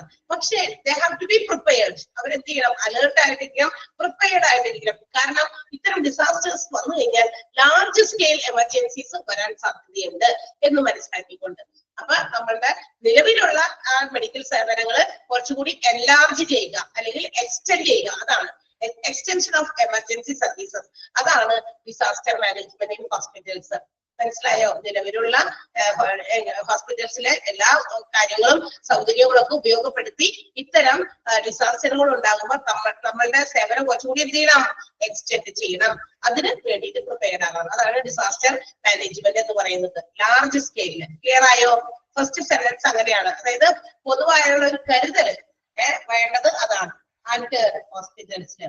അപ്പൊ സാധാരണ ഒരു ഹോസ്പിറ്റൽസിൽ നോർമലായിട്ട് വർക്ക് ചെയ്യുന്ന ഹോസ്പിറ്റൽസിൽ എന്താണ് ഇത്തരം സഡൻ ഡിമാൻഡ്, ഒരുപാട് പേരൊന്നും പെട്ടെന്ന് തള്ളി കയറൊന്നും വരില്ല, ഒരുപാട് പേഷ്യൻസ് ഒന്നും വരില്ല. പക്ഷെ എന്താണ് ഡിസാസ്റ്റർ വരുമ്പോൾ ഇതുപോലെയുള്ള സഡൻ ഡിമാൻഡുകൾ ഉണ്ടാകാൻ സാധ്യതയുണ്ട്. ഒത്തിരി പേഷ്യൻസിനെ കൊണ്ടുവരും. So they have to be prepared in advance. അതിന് വേണ്ടിയിട്ട് എന്ത് ചെയ്യണം? ഹോസ്പിറ്റൽസ് അഡ്വാൻസ്ഡ് ആയിട്ട് അവര് പ്രിപ്പയർഡ് ആയിട്ടിരിക്കണം. അവരുടെ അടുത്തേക്ക് വീണ്ടും ഒത്തിരി പേഷ്യൻസ് വരാൻ സാധ്യതയുണ്ടെന്ന് വിചാരിച്ചു. ഓക്കെ, അതാണ് ശരിയായിട്ടുള്ള ഡിസാസ്റ്റർ മാനേജ്മെന്റ് എന്ന് പറയുന്നത്. ഓക്കെ, അണ്ടർലൈൻ ചെയ്യാം. Disaster management can be considered as an extension of emergency services of medical care institutions on a large scale. Medical institutions വലിയ തോതിൽ എമർജൻസി സർവീസുകൾ എക്സ്റ്റെൻഡ് ചെയ്യേണ്ടതാണ് എന്ത്? ഡിസാസ്റ്റർ മാനേജ്മെന്റ് എന്നാണ് കരുതപ്പെടുന്നത്. ഓക്കെ, അതാണ് അതിന്റെ മീനിങ്. സെന്റൻസിന്റെ കറക്റ്റ് ആയിട്ടുള്ള മീനിങ് അതാണ്. ക്ലിയർ ആയോ? ആ ഒരു കുഞ്ഞു പാരഗ്രാഫ് മനസ്സിലായെങ്കിൽ ഒന്ന് വായിച്ചു നോക്കുക. ഫസ്റ്റ് സെന്റൻസ് അണ്ടർലൈൻ ചെയ്യാം. നല്ല രീതിയിൽ പ്രിപ്പയർഡ് അല്ലാത്ത ഹോസ്പിറ്റൽസിന് എന്ത് ചെയ്യാൻ പറ്റില്ല? ഇത്തരം ഇൻഫ്ലക്സ് ഓഫ് കാഷ്വാലിറ്റീസ്, അതുപോലെയുള്ള അതിക്രമിച്ചു വരുന്ന ഇത്തരം കൂടുതലുള്ള എമർജൻസീസിനെ അവർക്ക് എന്ത് ചെയ്യാൻ പറ്റില്ല? നോക്കാൻ പറ്റില്ല, അല്ലെങ്കിൽ അവരെ എന്താ പറയാ ശുശ്രൂഷിക്കാൻ പറ്റില്ല എന്നുള്ളതാണ്. അതാണ് സെന്റൻസ് അടുത്തത് പറഞ്ഞേക്കുന്നത്. ഒന്നാമത്തെ സെന്റൻസ് അണ്ടർലൈൻ ചെയ്യാം. ഓക്കെ,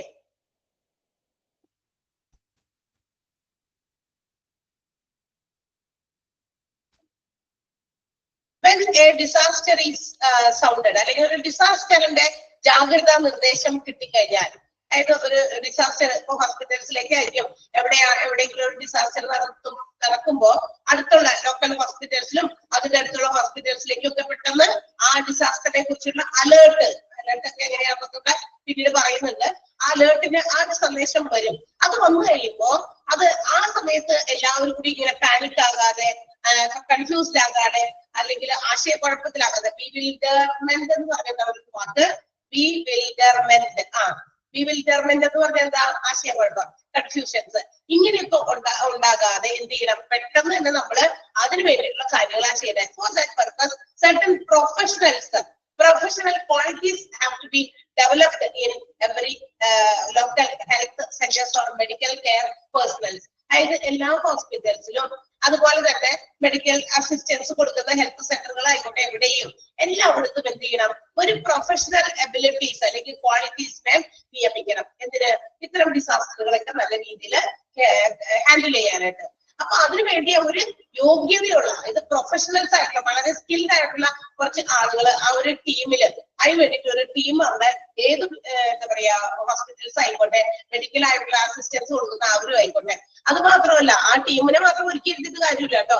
അവർക്ക് വേണ്ട റിക്വയർമെന്റ്സ്, എന്തൊക്കെ ആവശ്യം വരും, എന്തൊക്കെ റിസോഴ്സസ് വേണ്ടി വരും, ഇതെല്ലാം വെച്ച് കറക്റ്റ് ആയിട്ട് ഒരു ടീം ഒരുക്കി നിർത്തിയിരിക്കണം.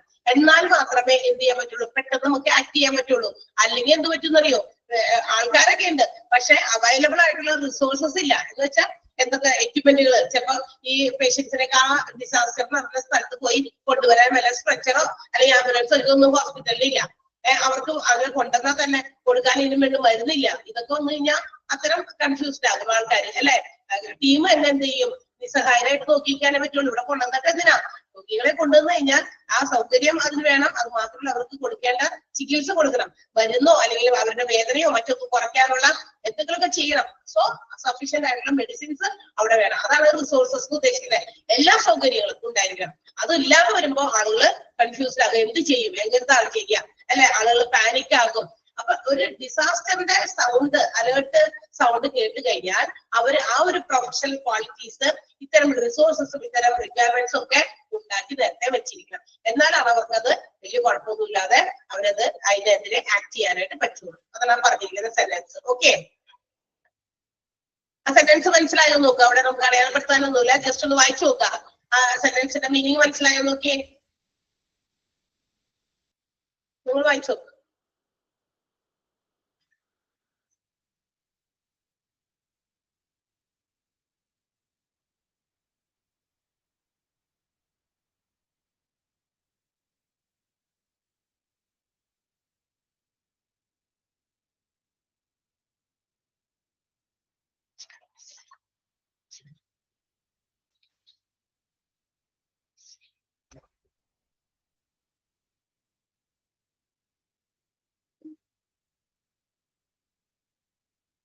കഴിഞ്ഞോ?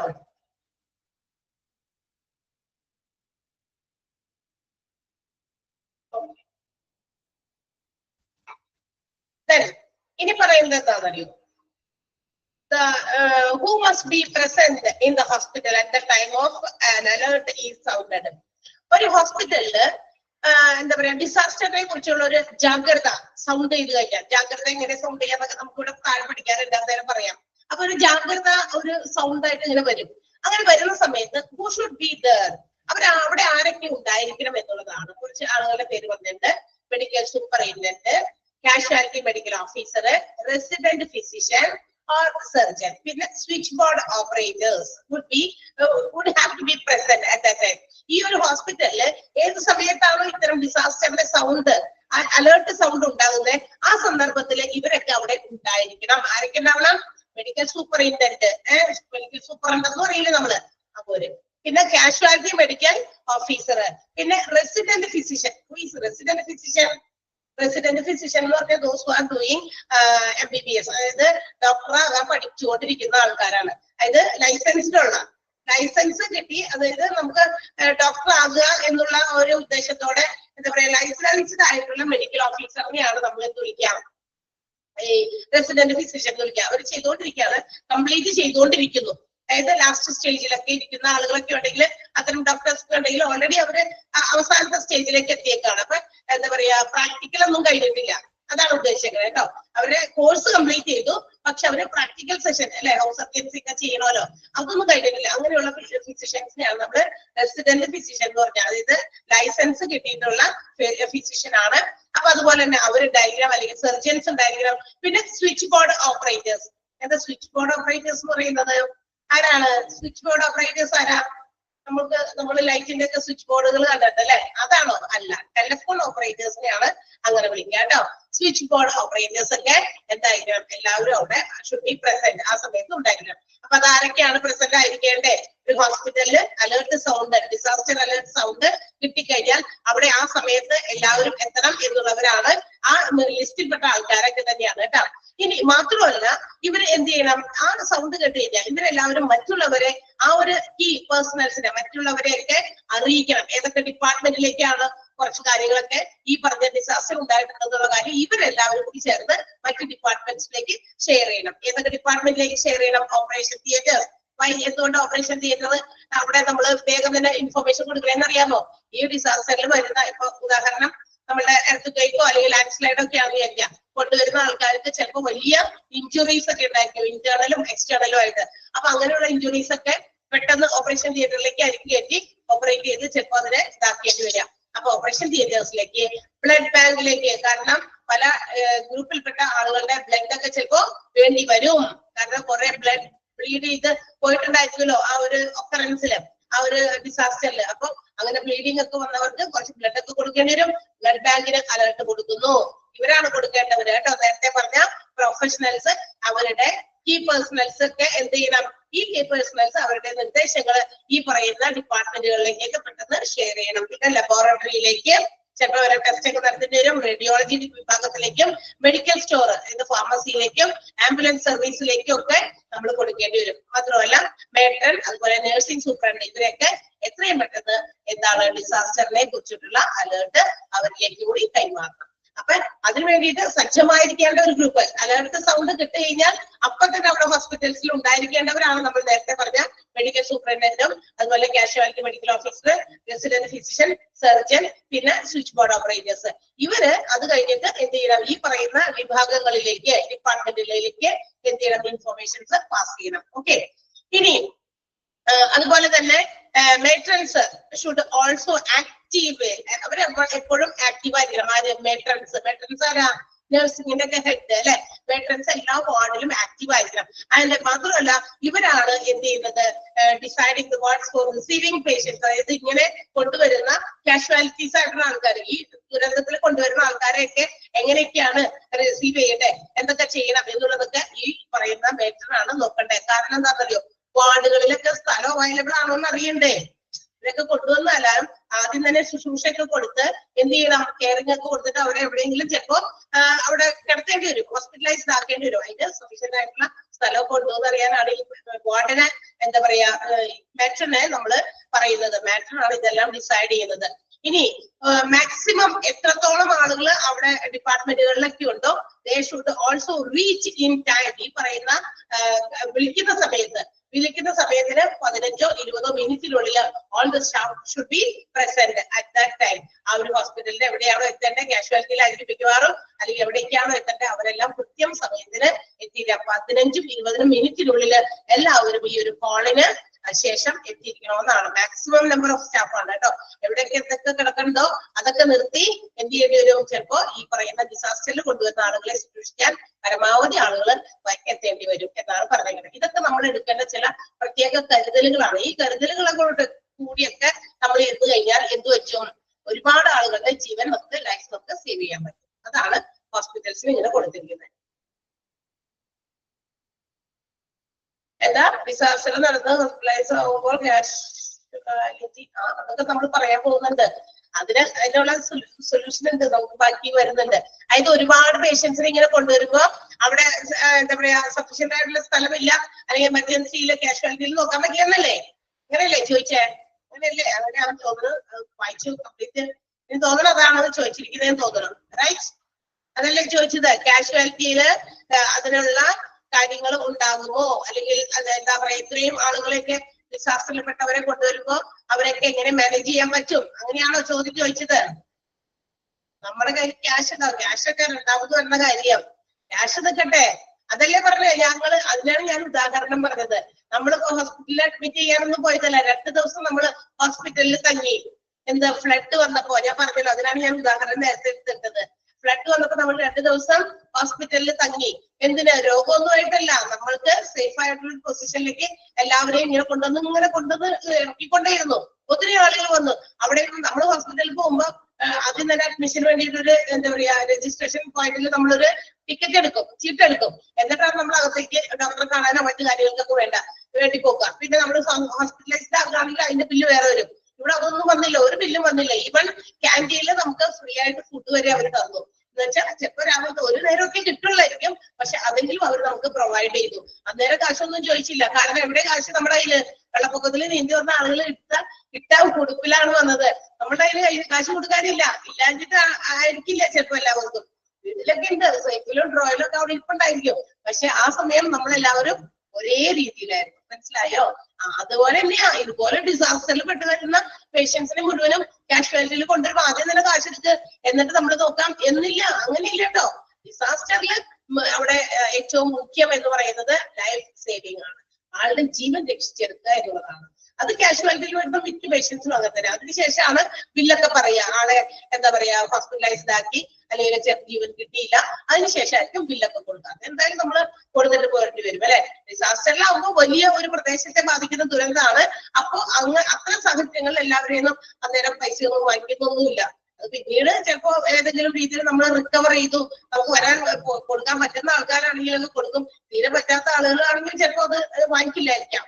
അതൊക്കെ ഹോസ്പിറ്റൽസിനെ ഡിപ്പെൻഡ് ചെയ്തിരിക്കും. ബിക്കോസ് അന്നേരം ആ ഒരാളുടെ ലൈഫാണ്. ചിലപ്പോൾ തീരെ നിവർത്തിയില്ലാത്ത ആൾക്കാർക്ക് വലിയ ഒരു ദുരന്തത്തിൽ എന്തിരിക്കും, വലിയൊരു അപകടം പറ്റി വലിയ എമൗണ്ട് ഒക്കെ എന്താ പറയാ കെട്ടിവെക്കേണ്ട ഡെപ്പോസിറ്റ് ചെയ്യേണ്ട ഒരു അസുഖമാണ് വന്നേക്കണേ. ചിലപ്പോൾ വലിയ ഏതെങ്കിലും നമ്മുടെ കോമൺ പാർട്ട് ഓഫ് ദ ബോഡിക്കൊക്കെ എന്തെങ്കിലും ഇഞ്ചുറിയാണ് പറ്റിയേക്കണേ. അത് ചിലപ്പോൾ റിപ്ലേസ് ചെയ്യാനോ അല്ലെങ്കിൽ മറ്റു കാര്യങ്ങൾക്ക് വലിയ തുക വേണമെന്ന് പറഞ്ഞ് ആളുടെ ഇവിടെ കൊടുക്കാൻ അല്ലെ. അപ്പൊ അങ്ങനെയുള്ള ആളുകളെ ലൈഫ് സേവ് ചെയ്യുക എന്നുള്ളതാണ് ഏറ്റവും പ്രധാനപ്പെട്ട കാര്യം. ലൈഫ് സേവ് ചെയ്ത് കൊടുക്കുന്നു. അതിനുള്ള എമൗണ്ട് ഒന്നും അവരുടെ കയ്യിൽ കൊടുക്കാനില്ലെങ്കിൽ അതൊന്നും ചോദിക്കുന്നില്ല. അതിനൊക്കെ ചിലപ്പോ എന്താ പറയാ ചില ആളുകൾക്ക് അവരുടേതായ ഇൻഷുറൻസോ മറ്റു കാര്യങ്ങളൊക്കെ ഉണ്ടായിരിക്കാം. ചിലപ്പോ അതിൽ പോകാം. അതല്ലെങ്കിൽ വേറെ ഏതെങ്കിലും രീതിയിൽ ഗവൺമെന്റ് ഇടപെട്ടിട്ട് അങ്ങനെയുള്ള പേയ്മെന്റുകളൊക്കെ ഗവൺമെന്റ് ഏറ്റെടുക്കുന്നതാകാം. മേ ബി അങ്ങനെയൊക്കെ ഉണ്ടാകുമല്ലോ, ഇല്ലേ? ക്ലിയർ ആയോ മുസീന? അപ്പൊ നമ്മൾ അണ്ടർലൈൻ ചെയ്യേണ്ട സെന്റൻസ് പറയാം. മെഡിക്കൽ സൂപ്പറിൻറ്റൻഡന്റ് ആ സെന്റൻസ് ഇട്ടാ അത് അലേർട്ട് സൗണ്ട് ചെയ്യുമ്പോൾ ആരൊക്കെയാണ് വരേണ്ടതെന്നുള്ളത് മെഡിക്കൽ സൂപ്പറിൻറ്റൻഡന്റ് അവിടെ തുടങ്ങി ആൻഡ് അലേർട്ട് ഈസ് സൗണ്ടഡ് എന്ന് പറയുന്ന ഭാഗം വരെ ഒന്ന് വേഗം അണ്ടർലൈൻ ചെയ്യാം. ഇത് ഈ ഒരു സെന്റൻസ് ഇവിടെ വരെ മതി. അത് കഴിഞ്ഞിട്ട് അവരാണ് കീ പേഴ്സണൽസ് എന്ന് വെച്ചാൽ ഏറ്റവും ഇമ്പോർട്ടന്റ് ആയിട്ടുള്ള ജോലിക്കാര് എത്തേണ്ടവര് ഇവരാണ്. അതിനുശേഷം ദ കീ പേഴ്സണൽ. ഈ കീ പേഴ്സണൽസ് എന്ത് ചെയ്യണം? മറ്റ് പേഴ്സണൽ ഡിപ്പാർട്ട്മെന്റുകളിലേക്ക് അറിയിക്കണം. ആ സെൻസ് അണ്ടർലൈൻ ചെയ്യണം കേട്ടോ. Key personnel who should notify other key personnel all departments.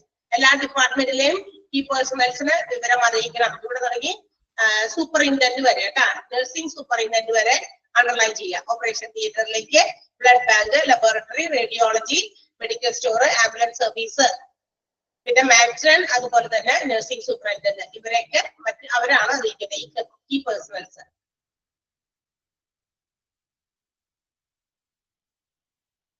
ഇനി ഇതിനകത്ത് അപ്പൊ നമ്മള് പിന്നെ മാത്രമല്ല maximum number of staff should be present, should reach the hospital within 15 to 20 minutes of the call.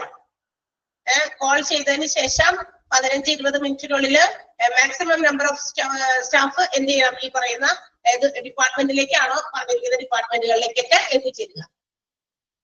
അത് ഇനി ഈ മെഡിക്കൽ സൂപ്പറിൻറ്റൻഡന്റ് അല്ലെങ്കിൽ നമ്മളുടെ മെഡിക്കൽ സ്റ്റാഫിന്റെ ഏതെങ്കിലും ഒരു ഹെഡ് മെമ്പർ ഉണ്ടായിരിക്കും. ഇവര് എന്ത് ചെയ്യുന്ന അറിയാമോ?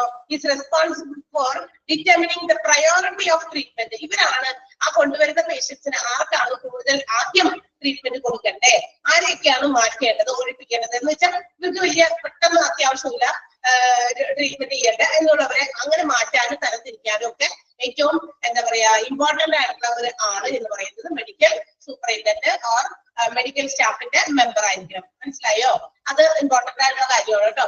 അപ്പൊ ട്രയേജ് ആണ് ഇവിടെ നമ്മള് ട്രയേജ് എന്ന് പറയുന്നതിന്റെ കാര്യമാണ് നമ്മൾ റിയലൈസ് ചെയ്യേണ്ടത്. എന്ന് വെച്ചാൽ മെഡിക്കൽ സൂപ്പറിൻറ്റൻഡന്റ് ഈ കൊണ്ടുവരുന്ന കാഷ്വാലിറ്റീസിനെ മുഴുവൻ എല്ലാവരും കൂടി ഒരുമിച്ചല്ല നമ്മൾ ചികിത്സയ്ക്ക് വിധേയമാക്കുക, അതില് നമ്മൾ സോർട്ട് ചെയ്തെടുക്കും. ട്രയേജ് എന്ന് പറയുന്ന ആ ഒരു കാര്യം വരുന്നത് ഈ ഒരു ലെവലിലാണ്. എപ്പോ ഹോസ്പിറ്റൽസിലേക്ക് പേഷ്യൻസിനെ കൊണ്ടുവന്നു കഴിയുമ്പോൾ medical superintendent has to determine whom should be treated first. ആരെയാണ് ആർക്കാണ് അല്ലെങ്കിൽ എങ്ങനെയുള്ള രോഗികൾക്കാണ് ആദ്യം ട്രീറ്റ്മെന്റ് കൊടുക്കേണ്ടതെന്ന് നോക്കിയതിനു ശേഷം അവരെ ട്രീറ്റ്മെന്റിന് വേണ്ടിയിട്ടുള്ളവരെയും ഇവാക്യുവേറ്റ് ചെയ്യേണ്ടവരെയായിട്ട് തരംതിരിക്കും. ഇവിടെ ട്രയേജ് ആണ് ഇവിടെ മനസ്സിലാക്കേണ്ടത്. അപ്പൊ nursing superintendent would be responsible for allocating. അതിന് വേണ്ടിയിട്ട് എന്ത് ചെയ്യും അറിയാമോ? ഈ നഴ്സിംഗ് സൂപ്പറിൻറ്റൻഡന്റ് കുറെ നഴ്സുകാരെയും അതുപോലെ പാരാമെഡിക്കൽ സ്റ്റാഫിനെയൊക്കെ അവർക്ക് അതിനുവേണ്ടി നിയോഗിക്കും. ഇവരൊക്കെ വന്നിട്ട് എന്ത് ചെയ്യുന്നു? തരംതിരിക്കുന്നു. മനസ്സിലായോ? അപ്പൊ ഇവർക്ക് എന്താ പറയാ ഈ തരംതിരിക്കുന്നതിന്റെ അടിസ്ഥാനത്തിലായിരിക്കും ട്രീറ്റ്മെന്റ് പ്രൊവൈഡ് ചെയ്യുക. ആ രണ്ട് കാര്യങ്ങളും ഓർത്തിരിക്കണം. അപ്പൊ ഒന്നാമത്തെ sentence medical superintendent or member of medical staff nominated by him would be responsible for determining the priority for treatment and evacuation. Sentence underline ചെയ്യാം. മെഡിക്കൽ സൂപ്പറിൻറ്റൻഡന്റ് അല്ലെങ്കിൽ അദ്ദേഹം നിയമിക്കുന്ന മെഡിക്കൽ സ്റ്റാഫ് അയാൾ പറയണം. മെഡിക്കൽ സൂപ്പറിൻറ്റൻഡന്റ് ഇല്ലാത്ത പക്ഷം ആള് നിർദ്ദേശിക്കുന്ന ഒരു മെഡിക്കൽ സ്റ്റാഫിലെ മെമ്പർ കേട്ടോ ആള് ആയിരിക്കണം എന്ത് ചെയ്യുന്നത്? ട്രീറ്റ്മെന്റിന് വേണ്ടിയിട്ടുള്ള പ്രയോറിറ്റി നിശ്ചയിക്കുന്നത്. അതിനുശേഷം എന്താ പറയാ പിന്നത്തെ sentence the nursing superintendent would be responsible for allocation of nursing and paramedical staff. നഴ്സുമാരെയും പാരാമെഡിക്കൽ സ്റ്റാഫിനെയൊക്കെ നിയോഗിക്കുന്നത് നഴ്സിംഗ് സൂപ്പറിൻറ്റൻഡന്റ് ആയിരിക്കും. ഓക്കെ, ക്ലിയർ ആയോ? മനസ്സിലായില്ലേ? Okay, yes. അപ്പോ ഇത്ര വരെ വായിച്ചിട്ട് വരാം. ബാക്കി നമ്മൾ അടുത്ത ക്ലാസ്സിൽ എടുക്കാം. ഓക്കെ, ഡിസാസ്റ്റർ ആണ്, സിമ്പിൾ ആണ്. ഒന്ന് രണ്ട് പ്രാവശ്യം വായിച്ചു നോക്കിയാൽ മതി, മനസ്സിലായിപ്പോ. Okay, thank you.